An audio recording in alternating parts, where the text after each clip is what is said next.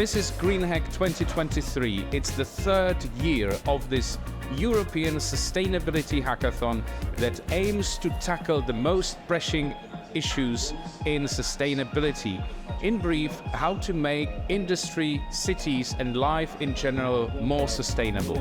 Over 40 teams from EU as well as other countries, including Harvard, including Asia.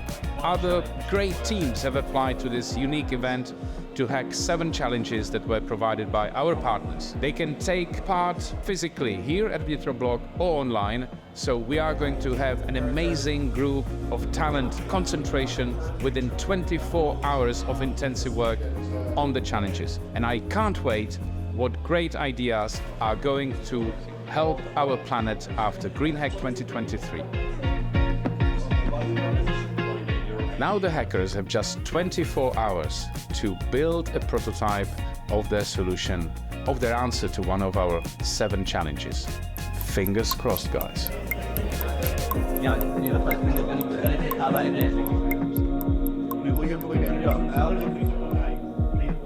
We are creating a solution to enable small energetical communities to share energy between one another and to enable them to not rely on the external power grid so much.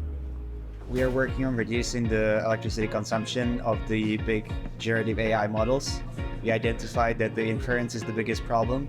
So by reducing the length of the prompts and by using simple models, we are able to reduce the consumption during the inference time by significant margins, like 20–30%. Our prototype is mostly finished. We are making some final changes, hopefully, and it should be mostly working. We still have to finish making the video. We are currently working on the script for that. We also have to clean up and finish up the program to get it ready for production and actually for the video itself. Afterwards, we just have to prepare for the ending ceremony. I just redeployed the backend to the server that we have rented, and it works on my machine, but it doesn't work on server, so I guess you will have to dockerize the whole thing and like put it into the Docker. We are working on the help the grid thing, and yeah, currently it's almost done. We just need to connect like the front end with the back end, but as like my colleague mentioned, we're having a problem like deploying it because it doesn't work in production mode for him for some reason. But once it's connected, we will be able to play around like with these lines based on the availability of the electricity. We toggle on and off. So yeah, we're kind of excited because we know we are so close, but like the pressure is real. We are developing an app, and the app should help you to admit yourself what you're really throwing out, the food, and to help you minimize your food going to garbage, being wasted. No, we're definitely not done. But we are much further than we expected because our app is actually working somehow.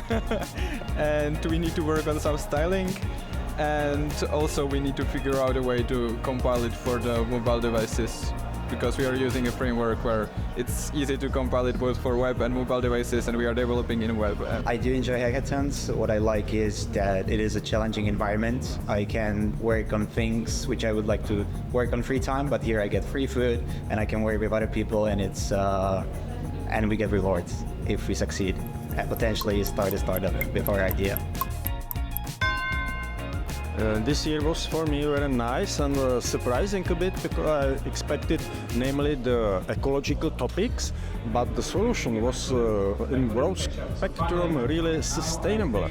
It was about green technologies, about society, about the social aspects, and as well about the economy solutions. So I think that we moved forward to a more complex solution than some years ago. So I'm very happy in this.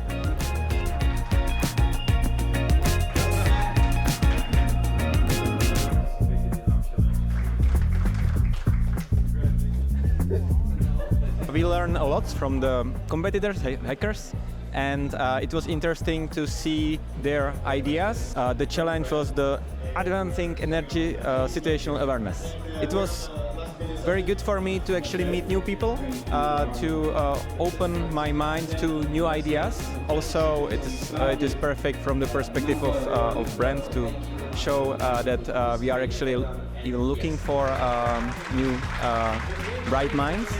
So from this perspective, it was, I think, perfect. The name of our challenge was called Help the Grid, and it was related to the energy transition and some challenges that are related to it. So it was all connected with energy and electricity.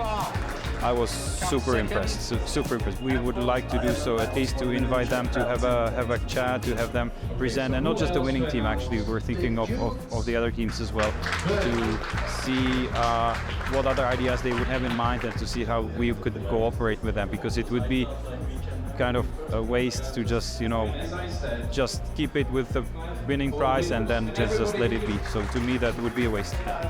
It was a very nice event in a very untraditional environment, because this is like a meeting place, not the working place, but it was totally wonderful. I was very surprised. We have figured out with Tomáš and Šimon from I Now Test, our new project, the challenge about the generative AI models, and it was about the environmental impact of the generative AI, because nowadays there is a big concern about energy consumption of these models, and we wanted to know more information about it. So our challenge was about calculating and estimating the impact and lowering the impact of this. We have wonderful 7 teams, and our teams were generally divided by the 2 groups.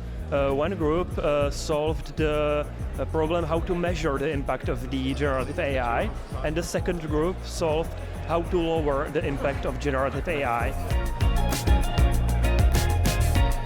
What our solution is that and there is in the grid, while providing electricity for the city, sometimes there are imbalances, positive and negative, which means sometimes there is more electricity than what is being consumed, and sometimes there is less.